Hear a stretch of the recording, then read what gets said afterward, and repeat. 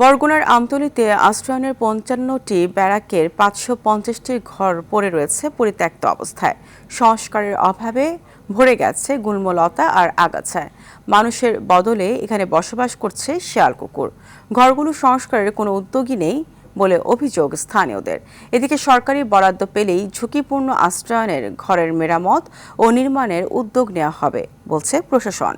বরগুনার আমতলীর সংবাদদাতার তথ্য চিত্রে জানাচ্ছেন লামিয়া তানজিল মাহমুদ। ১৯৯১ সালে প্রধানমন্ত্রীর কার্যালয়ের অর্থায়নে ও নৌবাহিনীর তত্ত্বাবধানে নদী ভাঙনে গৃহহারা ও হতদরিদ্র পরিবারগুলোর আবাসনের জন্য শুরু হয় গৃহ নির্মাণ কাজ। ১৯৯৬ সালে নামকরণ করা হয় আশ্রয়ন প্রকল্প। ২০০৭ সালের ঘূর্ণিঝড় সিডরের পর জাপান সরকারের সহায়তায় নির্মাণ করা হয় ব্যারাক হাউস। এক একটি ব্যারাকে রয়েছে ১০টি ঘর। বরগুনার আমতলী উপজেলায় আশ্রয়ন প্রকল্প রয়েছে ৮টি। এসব প্রকল্পের ৫৫টি ব্যারাকে ঘর রয়েছে ৫৫০টি। তবে দীর্ঘদিন ঘরগুলো সংস্কার না করায় বর্তমানে ব্যবহার অনুপযোগী হয়ে পড়েছে। বেশিরভাগ ঘরে এখন আর কোনো পরিবার বাস করে না। এই ব্যারাকটা ভেঙে গেছে। খরচ বাঁচে 65% পর্যন্ত। ওয়ালটন বিএলডিসি ফ্যান ছড়ায় স্বস্তির সবুজ হাওয়া।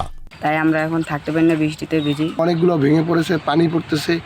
গরিবরা সেখানে গরু ছাগলও এখন রাখেন, কারণ গরু ছাগলেরও একটা উপরে সাইনের প্রয়োজন। 13টা ফ্যামিলি অসহায় দেখি অসহায়, মানে এই জায়গায় বাঁচতে আছি, বন্যায় বেঁচতে আছি, বৃষ্টিতে রৌদে হুগাইতে আছি, বুঝছেন। আমাদের তো কোনো নাই যে জামুক চললে। বৃষ্টির দিনে বৃষ্টি পড়ে, রোদের দিনে রোদ লাগে, আমরা অনেক কষ্টে আছি।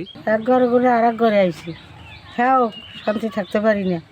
পানি পরে, জল পরে, কাদা লাগে, ওরা করে। এদিকে সরকারি বরাদ্দ পেলে ঝুঁকিপূর্ণ আশ্রয়ন ঘর মেরামত ও নির্মাণে উদ্যোগ নেওয়া হবে বলে জানান জেলা প্রশাসক। আশ্রয়ন প্রকল্প যেখান থেকে বরাদ্দগুলো পেতাম আমরা, সেই প্রকল্পটা এখন টোটালি প্রকল্প সমাপ্ত রয়েছে। নতুন সরকার আসছেন, সরকার যদি নতুন করে প্রকল্প গ্রহণ করেন তবে আমরা বরাদ্দ করতে পারবো।